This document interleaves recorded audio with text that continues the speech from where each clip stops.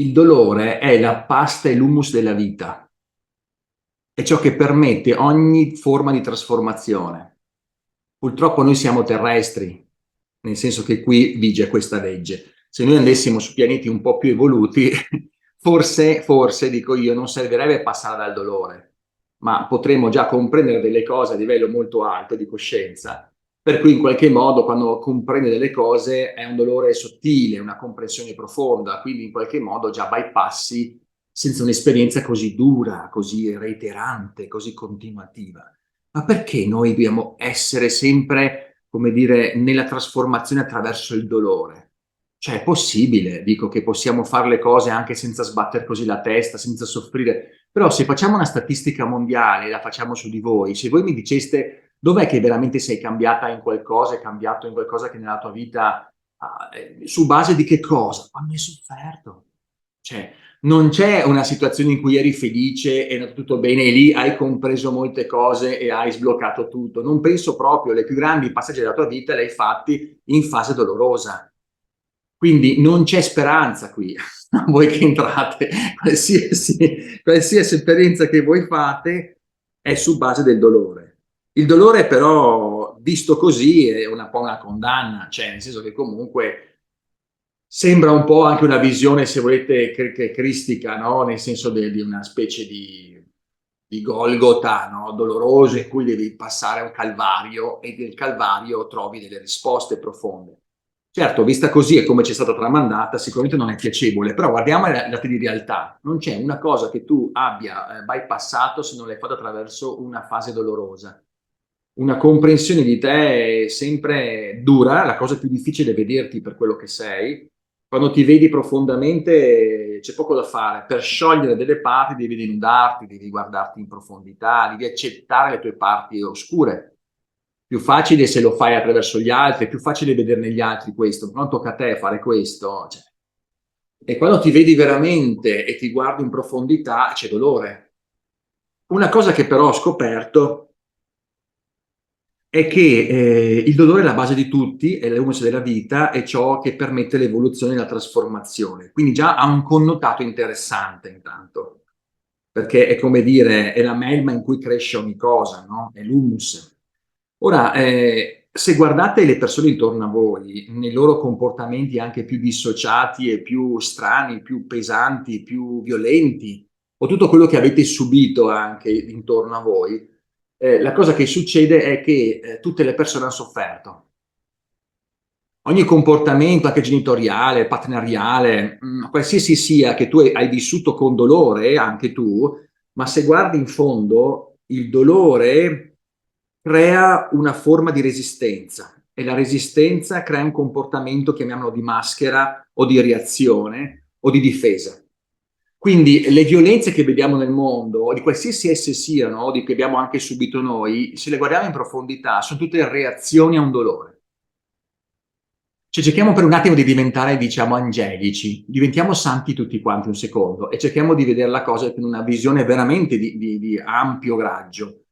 In ampio raggio vediamo un essere umano che ha sofferto, forse nelle vite anche passate, e reitera continuamente dei dolori, fa soffrire altri, ma perché sta soffrendo. La proiezione all'esterno di una sofferenza è perché dentro c'è una sofferenza che in qualche modo si reitera. Chi è violento, chi nella società usurpa su altri, chi è coercizzante, chi risponde male, chi a qualsiasi forma che tu vedrai, sotto c'è una difesa. Una difesa a un profondo dolore che ha vissuto e reiterato. Quindi se potessimo scoprire il vaso di Pandora di ognuno e potessimo guardare dentro l'anima di una persona che sta reagendo in quel modo, da domani ad adesso, provate per un attimo, quando vi trovate di fronte a una situazione che dici, Madonna, ma com'è possibile? Ma guarda, ecco, amplia un attimo lo spazio, la realtà, e vedi questo bambino ferito o bambina ferita che ne ha avute, che ha avuto una madre che non ha corrisposto a quello che voleva, un padre che l'ha omenata o non ha corrisposto pure lei e hai ritirato con un uomo violento, un datore di lavoro difficile o una amicizie che non ha, una solitudine che reitera, dei blocchi a questo punto di vista, quest'altro, e con te avrà un comportamento sempre per reiterare questo. Ma se aprissimo e vedessimo con il microscopio, vedremo una persona che piange, è che lì nel suo dolore di una cosa che gli è successa, gli è risuccesso, ed ha una sfiducia verso molte cose, per cui reagisce con una maschera di un certo tipo, ognuno ha il suo modello di reazione, di difesa, di surrogato di bilanciamento, diciamo, perché creiamo diversi bilanciamenti nella vita più o meno disfunzionali. Però ragazzi, se andiamo in fondo a vedere questa parte qua, c'è un profondo dolore che è in qualche modo è stato difeso attraverso questi comportamenti. Allora, come si fa a riuscire a rilassarsi di fronte alla violenza esterna? Come si fa a riuscire anche a, come dire, a rilassarsi di fronte a tutte le situazioni che vi stanno capitando? Perché ogni giorno, ragazzi, medaglia, perché ve ne arrivano 10.000 di interferenze, di botte, eccetera. Non si fa a parole, non è filosofia questa, non è un libro, non è roba che scritte, non è roba che leggi, non è qualcosa che puoi comprendere o capire, non funziona così, non funzionerà mai così. Purtroppo per tutti noi c'è bisogno di andare a fare la via dell'eroe, cioè andare dentro di noi e scavare in profondità e scoprire tutti quanti gli scheletri che abbiamo dentro. Cioè, cosa significa? Che quando scoprirai di te quanto fai schifo, nel senso che quanto c'è dentro delle parti di te profondamente anche oscure, che bisogna che ti guardi, e cominci con coraggio a guardarle, quando ti vergogni di parti tue, di comportamenti, di modi, e le guardi perché dici, cazzo, ma inutile che me la meno, cioè questa cosa ce l'ho. E non è solo che ce l'ho, che così me le immagino, proprio le vedi, vedi di te dei comportamenti che si reiterano e continuano a reiterarsi e creano violenza in te in primis e violenza esternamente, nelle sue varie forme. Quando fai questo lavoro, inizi a sbloccare quel bambino o bambina ferita e ti ricordi tante cose del passato che hai avuto, che hai subito, che hai reiterato. Non è che questo potrebbe giustificare il tutto, nel senso che dà la comprensione del tutto quello che hai vissuto, però in qualche modo lo inquadri, c'è un quadro di te, è una storia che ha un suo senso, perché oggi sei così.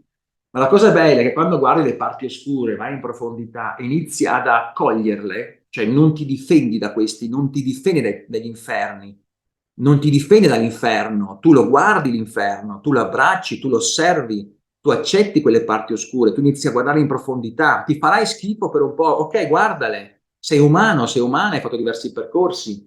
Quando inizi a fare questo, inizi a guardarti, beh, con questo filtro interno guardi l'esterno, io dico, è un atto di commiserazione, di compassione, più che commiserazione, di compassione ti scatta una sensazione di comprensione dell'essere umano, degli altri intorno a te. Cioè, non esiste niente che tu possa fare per perdonare esternamente che non passa da un vaglio di perdono interno. Non esiste niente che tu possa vedere esternamente con un modo pacifico se tu non ti sei pacificato e sei andato negli inferni di te, aprendo tutti questi porti di scheletri e di orrori e di violenze, di incazzature. Non c'è niente che puoi fare. Tu devi aprire tutte le tue porte. Quando le aprirai e ti farai abbastanza schifo o quel dolore ti farà piangere o ti farai vedere le tue parti, ecco che si scioglierà qualcosa del profondo e incomincerai a guardare fuori con compassione perché la cosa bella che il santo arriva ad avere, ragazzi, è che vede le persone fuori come se stessi. Cioè, non è che lo fa per condizione morale, non è che lo fa perché si fa così, lo fa perché vede negli altri ciò che lui è, ciò che lui ha passato, solo che ha la padronanza nel perdono profondo, nella comprensione di sé, di reggere tutta una serie di storture che lui ha, che noi abbiamo.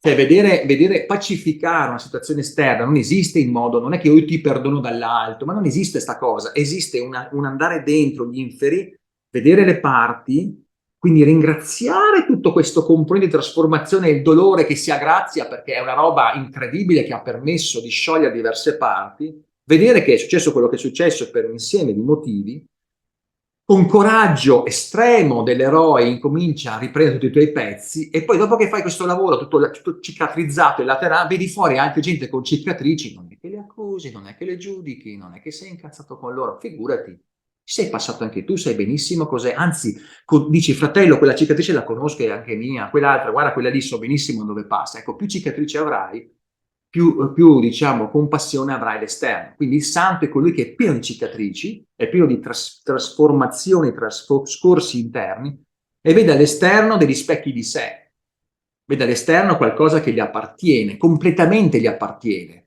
Sono anch'io così, sono anch'io prostituta, sono anch'io ladro, sono anch'io caleotto, sono anch'io assassino, sono anch'io violento, sono anch'io tutto.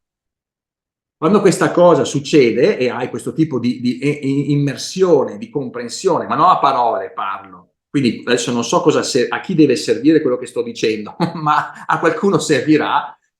Quando questa cosa qui, il lavoro dello sblocco è un lavoro interno. Se tu sciogli dall'interno questa parte perché ti vedi, vedrai che lentamente l'orrore, il nemico, la parte esterna che era così alta, scompare, si scioglie perché ti appartiene.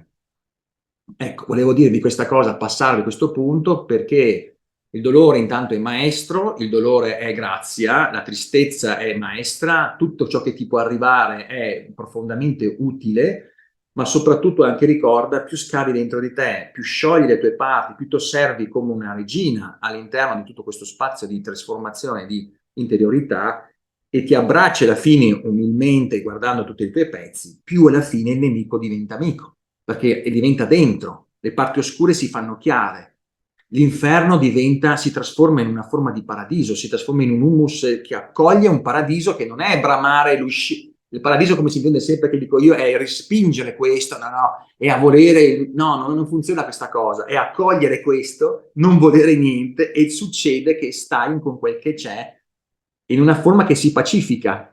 Ecco, la pacificazione di queste forze possiamo chiamarla una forma paradisiaca, nel senso che comunque stai in una forma di pacificazione. Quindi coraggio, perché la via è sempre una via di sbloccare dall'interno ciò che dall'esterno non ti piace. Qualsiasi cosa non ti piace dall'esterno, ricordati sempre che poi l'unica via è quella di sciogliere dall'interno il dolore che ti riflette. Una condizione, una persona, un modo è un dolore che ti riflette, quindi vai dentro, sciogli, rivedi te bambino, tutto quello che hai subito, come l'hai subito, perché reagisci, è un lavoro potente, di anche introspettivo, e dopodiché pian piano, wow, piangi, ti fai i tuoi percorsi, ci vogliono tanti aiuti anche in questo, e poi lentamente quando sciogli non c'è poi un mondo cattivo fuori, c'è un mondo pieno di gente di cicatrici, pieno di gente che ci prova, di anime coraggiose, di anime di valore, che cercano strade anche le più dure. Cioè c'è compassione della durezza che ognuno va a cercarsi, di quanti muri uno sbatte la testa, hai compassione, ma ti vuoi fare ancora del male? Non è che senti il dolore, senti il suo dolore che si fa ancora del male. Vi sto portando a una visione veramente santificata. Cioè questa proprio è l'uscita. L'uscita, ecco, perché nel momento, e concludo, nel momento che scatta invece il giudizio, no ma guarda, ecco, ma vedi che risposta che mi ha dato, ma guarda che cosa mi ha fatto. Ecco, tu ricordi sempre, quando scatta il giudizio è l'inverso, non è l'uscita, sei ancora dentro una profonda trappola. Il giudizio è la cartina tornasole, che sei ancora tu che ti separi dall'altro, ti separi da un problema esterno, lo vedi esternamente e non fai un percorso di scioglimento interno rivedendo questo come specchio di qualcosa che è dentro di te. Questo è il metro, quindi se ti verrà da giudicare o da reagire a una forma, a un modo, vedi una persona che non ti piace, non so, piena di roba in faccia, sì, non tatuata, non lo so, cosa che non ti piace perché se dico qualcosa così che ti può dar fastidio, se tu inizi a scattare il giudizio non stai vedendo il percorso del dolore che c'è dietro e quindi non contatti il tuo. Non contattare il proprio dolore porta al giudizio. Nel momento in cui tu non vuoi sentire, e concludo, è come il classico il bambino che piange, no? Bambino che piange forte, non fa, oddio, la buona, non c'è finito, un bacino, un bacino, un bacino, e stai lì, dici, no, no, no, passate la buona, cosa succede lì? Perché dietro era questa voglia, questa fretta di lenire velocemente uno strazio che ti porta a un dolore. E questo concludo con questo tema, perché tu non ce la fai a stare su quel pezzo, perché ti dà fastidio, perché il dolore è qualcosa che ti chiede trasformazione. Quale sarebbe la visione dell'adulto trasformato e liberato, che quando piange il bambino va lì e dice Madonna si fa male, ma lo so che fa male, e fa male, sì, fa male, va malissimo, lo so, perché ti sei sbattuto contro quella roba lì, sì, e ti metti forse a piangere anche tu, sapendo che sei un adulto che osservi le cose, ma lo accompagni. E dopodiché che piange, guarda, adesso guarda, vedrai che fra un po' adesso situazione scenderà, si è sceso un po' il dolore, è un pochettino, però mi fa male, lo so, e lo lasci sfogare, lo butta fuori, sfoga. Quando questo ha un suo apice, dopodiché piano piano in modo naturale scenderà. Questo è l'adulto che sa reggere il dolore, lo lascia percorrere e in modo naturale. Questo vuol dire che l'adulto quando sente il suo dolore lo sa reggere, lo sa percorrere, lo sa trasformare, lo piange, lo tira fuori, lo trama, lo trasmuta, lo lascia scorrere. Noi cosa facciamo? Appena c'è dolore, pam, bloccalo. Appena stai male, pam, medicine, blocca qualsiasi forma di dolore, non dai tempo al dolore di insegnarti. Quindi non dai il tempo di un dolore anche di un figlio di entrare, di poter cooperare con questo e di entrarci dentro. E quindi lasciarlo scorrere vuol dire anche fluire con questo e avere il massimo dell'insegnamento. E cosa succede? Che il bambino diventa sempre più naturale, si sfoga, lascia andare il dolore, dopodiché è lì che gioca e riparte tutto contento. La mamma invece l'ha bloccato, pam, a metà, o il papà, pam, e lui rimane spaventato, iniziano questi stati di diaframma, e poi quando diventa grande la persona è, no, nel lavoro, secondo se sei tutto bene, stai bene tu, sto molto bene, è tutto a posto, sì sì, la vita è tutta una vita di controllo, dove la fluidità è stata un tema ormai lontano. E siamo tutti contratti, siamo tutti tesi perché non abbiamo avuto un'educazione a imparare attraverso il dolore e sciogliere le varie fasi, che sono tutti insegnamenti, perché siamo tutti spaventati, pieni di dolore e di karma che ributtiamo sulla stirpe successiva di bloccare sempre. Qua non bisogna bloccare sempre, qua bisogna far scorrere e imparare e andare in profondità. Amen, pace e bene fratelli, vedo che questa